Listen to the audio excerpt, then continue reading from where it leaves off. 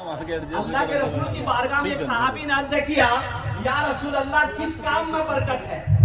या रसूल अल्लाह बोलो भाई किस चीज में बरकत, किस काम में बरकत है? तो आमिना के लाल ने इरशाद फरमाया, निकाह करो, निकाह में बरकत है। क्या कहा? निकाह में बरकत। निकाह करो, निकाह में बरकत है। तो बरकतों वाला जो काम है, उस काम का आगाज गुनाहों से करोगे, उसका अंजाम अच्छा नहीं होगा। सच है। उसका अंजाम अच्छा नहीं होगा। और दूसरी चीजों सुनो मेरे नौजवानों, ए बाबू इधर जहन को इधर हाजिर करो, इधर जहन को हाजिर करो। भाई कुछ लोग खड़े हैं, ए बाबू बैठ जाओ, बैठ जाओ, बैठ जाओ, बैठ जाओ, पढ़ा लिखा नौजवान है भाई। देखिए किसी को तकलीफ ना पहुंचे भाई, एकदम संजीदगी के साथ मोहब्बत से बिठाइए सबको। हाँ, सबको मोहब्बत से बिठाइए, किसी से उलझना नहीं है।